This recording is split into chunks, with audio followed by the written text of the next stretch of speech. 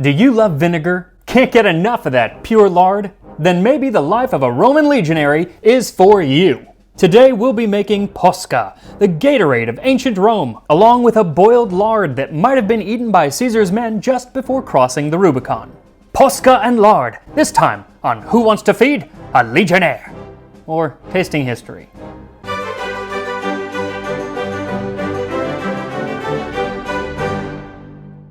Welcome to Rome Month. I don't know why it's always in an English accent, but, blame Hollywood. Either way, it's 4 weeks of ancient Roman recipes sponsored by the folks at Creative Assembly, as they get ready to conquer Rome once again with Total War, Rome Remastered, out on April 29th.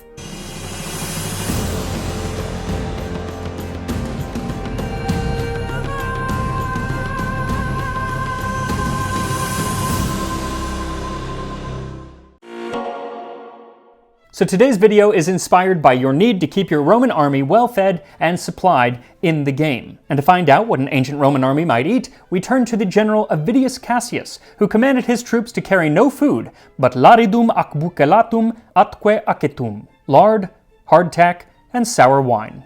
And that last ingredient, the sour wine or wine vinegar, which is French for sour wine, vin aigre, vinegar, is the main ingredient in Posca. Well, one of them. The other one is water.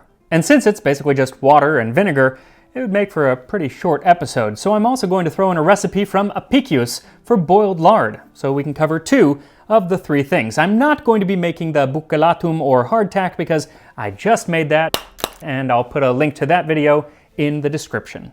So let us start with the Posca. Whenever I say that, I always think of Tosca, my favorite opera, or one of them. And if you've never heard Tosca, you should hear it because it's fantastic and absolutely has nothing to do with what we're talking about today, so that's all I will say about that. Go listen to Tosca. Now, when it comes to a recipe for Posca as drunk by the legions, we don't have one. The closest thing would be what Plutarch said of Cato the Elder when he was fighting in the Punic Wars. Water was what he drank on his campaigns, except that once in a while, in a raging thirst, he would call for vinegar, or, when his strength was failing, would add a little wine. And it's that addition of sour wine or wine vinegar that makes it Posca. But we don't know anything about the ratios of water to the vinegar or if they ever put anything else in there.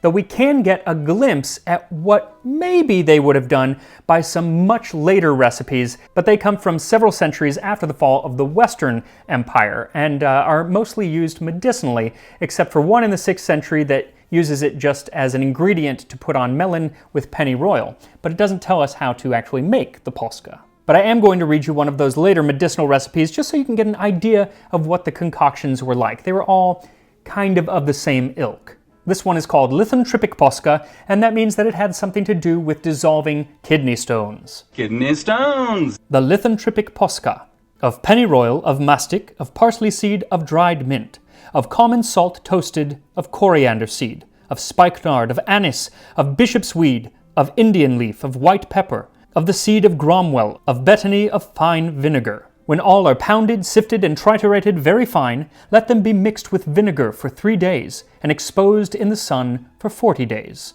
It then goes on to have the patient sip this potion in a warm bath. Now, an ancient Roman legionnaire would not have access to almost any of those ingredients, nor would they have access to a hot bath on most days. So we know that they weren't making this. In fact, it's likely that by the time this recipe was written down, the term Posca had really completely changed to something very different from what the ancient Roman legions were drinking. But we can use it to see maybe what kind of herbs would have gone into it, and so I'm going to add some of those herbs in one version because why not? So for this recipe, what you'll need is a cup of water, a little red wine vinegar, and some optional herbs. I'm going to use spikenard and coriander seed because I had those on hand. Don't use pennyroyal though, because even though you can get it, depending on the person, it could kill you, or at least make you very sick. Don't use it. I'm also going to add some optional salt. Legionaries pretty much always had access to salt, so it's not odd that they would maybe add it for a little flavor or just as a way to get their salt. But this is a good time to dispel the myth that they were paid in salt. They weren't actually paid in salt. It was part of their ration, but it wasn't a form of payment per se. That idea comes from a mistranslation of Pliny the Elder, who, even when properly translated, should be taken with a grain of salt. though the word salary does have its roots in the word salt or sol. And you shouldn't do that today, pay people in salt, because most people won't be happy, especially the IRS. They really don't have a sense of humor about these things. But with the addition of salt, this really does become the ancient Roman Gatorade, albeit with less added sugar and fewer fun colors. So if you're not using any herbs, just mix the ingredients and you're done. But if you are using herbs and salt, go ahead and let them soak for a while before straining them out. Either way, this is definitely the simplest recipe I've ever made. So simple that you really have no excuse not to hit the like button and subscribe unless you don't want to, which I guess would be a valid excuse, but why wouldn't you want to? Now the recipe for lari di cottura, or cooked lard from Dere Coquinaria, is almost as simple, but we will get to that after we look at what a Roman legion might have eaten. It takes supreme skill to subdue an enemy more by famine than by the sword, for in the latter, fortune tends to have more influence than bravery. That was Publius Flavius Vegetius Renatus, and I always get a kick out of how medieval and Renaissance artists would depict ancient Romans wearing the clothes of the medieval or Renaissance. I just think it's funny.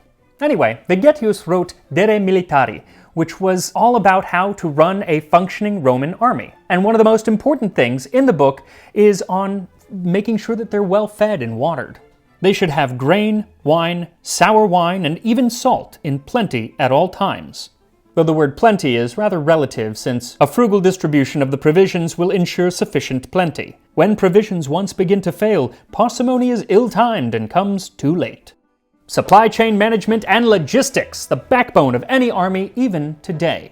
And many armies have been undone by their supply chain or by lack of food and water. Writing about the Second Punic War, Appian says, Hannibal was cut off in the midst of a plain without water and was engaged all night digging wells. His army, by toiling in the sand with great difficulty, obtained a little muddy water to drink. Scipio, mindful of this, moved against them at daybreak while they were exhausted with marching, with want of sleep, and want of water. Hannibal was troubled since he did not wish to join battle in that plight, yet he saw that if he should remain there, his army would suffer severely from want of water. Well, Hannibal wasn't about to retreat because Hannibal was Hannibal, and so he took his 50,000 men and his 80 elephants, and he fought a battle that he didn't want to fight, and he lost, big time. Pretty much ended the Second Punic War on that day. And it was all because, or at least partly because, he had to fight a battle due to a lack of fresh water. All he had was muddy water. And Vegetius says, neither should the army use bad or marsh water, for bad drinking water, like poison, causes disease for the drinkers. And while wine vinegar is not going to make muddy water potable, it might make somewhat bad water a little bit more drinkable. Also, historians think that the Romans possibly were under the impression that it might help ward off scurvy, because in the Middle Ages, they did think that it warded off scurvy. Europeans did. It doesn't, but they thought it did. So, there you go. But likely the best reason for having them carry around sour wine is that while wine vinegar doesn't actually hydrate you, in fact, in large amounts it can do the exact opposite, it does slake your thirst. A jar of sour wine was sitting there, so they soaked a sponge in the wine, put it on a stalk of hyssop, and lifted it to his mouth. That is one of several versions of the story where Jesus is up on the cross, and it's usually a Roman soldier who gives him a drink, possibly of posca, in this case with a bit of hyssop. But depending on the version of the gospel that you're reading, it's either seen as an act of mercy or as an act of mockery. In fact, in one version, they add a bit of gall to the vinegar or the posca. And who carries around gall with them? I don't know. I don't think I want to know them. Maybe someone can explain to me why someone would just be carrying that around, kind of demented. But whether good or bad in the Bible, in Roman history, it was always seen as a refreshing thing to drink. Even Roman emperors took up the cup. The Emperor Hadrian, of wall-building renown, famously ate and drank just as his soldiers did.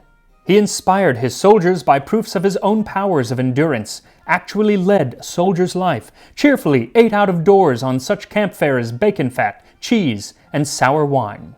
And not to be outdone, the Emperor Caracalla used to eat whatever bread was readily at hand. He would grind enough grain for himself with his own hands and make a barley cake, which he would eat after baking it on charcoal. He claimed that he loved being called a fellow soldier by them, instead of the emperor. Did he though? Because it kind of sounds like when my old boss used to come up and chat with the team. What's up, fellas? How's it going? What's the scuttlebutt? How was the weekend? You can tell me. I know I'm the boss, but come on. We're a team. Yeah, I'm guessing once he got back to Rome, he really preferred being called emperor again. Now, while grain, sour wine, salt, and fat were the staples of the Roman legion's diet, it's not all that they ate, partly because they often had to provide a lot of their own food. There are stories of towns coming together, trying to get as much food as they can to give to their soldiers before they went off to war whenever a herald would come and announce a conscription. And there's a papyrus fragment from Alexandria, Egypt in the 2nd century. It's a letter from the legionary Claudius Terentianus to his sister. Take every step to supply me with 2 containers of the largest size of olira and an artab of radish oil, like a care package when you go to camp. Also, food got better when you were in foreign territory because Roman legions were not above pillaging. Cestius sent out a great many of his soldiers into neighboring villages to take up their grain. There are numerous mentions of troops living abroad after something has been conquered where they're living it up, but the best written one is actually a Greek source, so forgive me for using a Greek source, but it's just so good. Xenophon made a round of the villages. At each place he would visit the troops stationed there, and everywhere he found them being well entertained in merrymaking. There was no place where they did not serve on the same table lamb, kid, pork, veal, poultry, and many loaves of bread, some of wheat and some of barley. And whenever a man might wish to drink to another's health, he would drag him to the big bowl of wine, and when there, he must duck his head and take a long pull, gulping greedily like an ox. Those crazy Greeks. But if things ever got a little too out of hand, they got a little too lackadaisical, there was always some stick-in-the-mud general coming around to put an end to the party. In the 2nd century BC, Scipio, now this is a different Scipio than Scipio Africanus who fought Hannibal, but a general all the same. He went to Spain to restore order.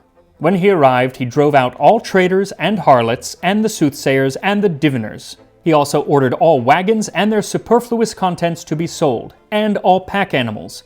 For cooking utensils, it was only permitted to have a spit, a brass kettle, and a single cup. Their food was limited to plain boiled and roasted meats. They were forbidden to have beds, and Scipio was the first to sleep on straw.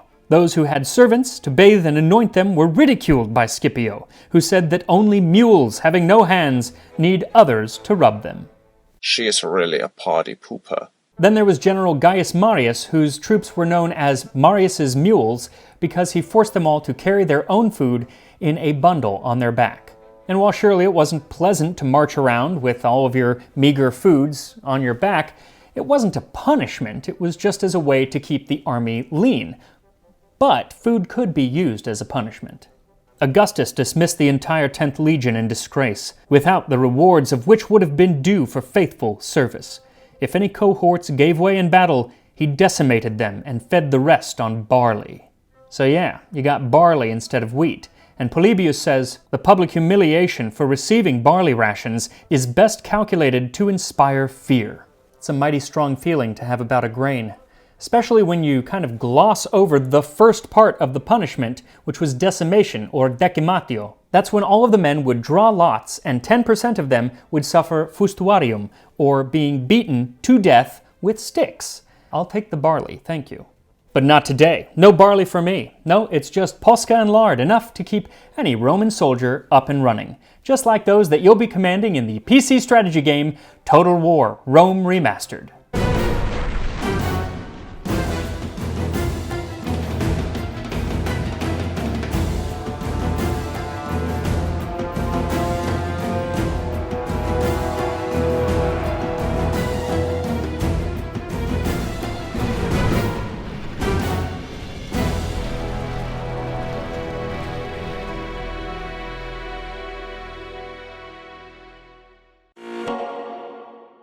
So the recipe for our lard, or lardo, comes from Apicius and says, cooked lard. Boil covered in water with plenty of dill. Drizzle a little oil and a little salt.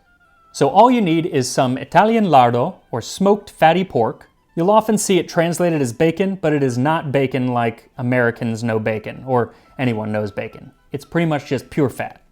A bunch of dill, olive oil, and salt. Add the dill to a pot of boiling water and then add in your lard and cook for 5 to 7 minutes or until it's nice and soft. Then slice, drizzle with olive oil, sprinkle with salt, and serve. Here we are, Posca and Lari di Cottura. Here we go.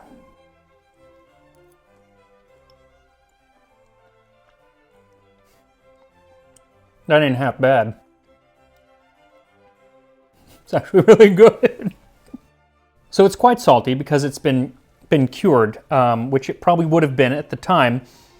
And I don't really like the texture because it's fat, but the flavor is really nice. It kind of tastes like bacon. I don't really get the dill.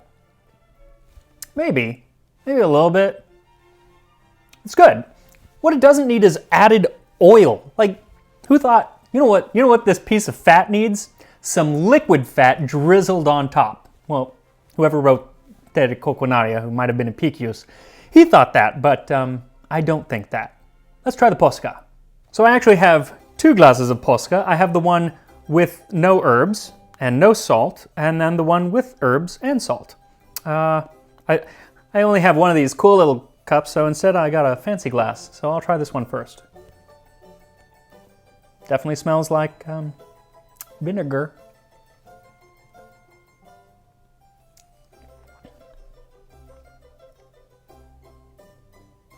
It's actually not bad. I wouldn't want a bunch of it, but it's actually kind of nice. What does it remind me of?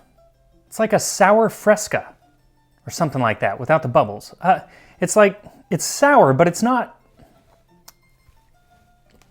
overwhelmingly sour. Let's try it with the herbs.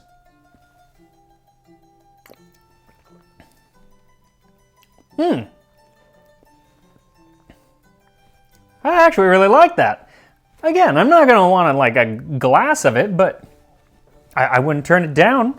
You can really taste I think it's the spikenard that I'm tasting. And if you don't know what spikenard is, then you don't know what I'm talking about, but you should order some because it has a really interesting flavor and interesting scent. It's usually used as incense. It was actually one of the things that like Mary Magdalene put on Jesus's feet and hair. It's got like a woodiness to it, almost like the smell of aspen. If you know what aspen trees kind of have that clean woodiness to it. And it cuts the tartness of the vinegar.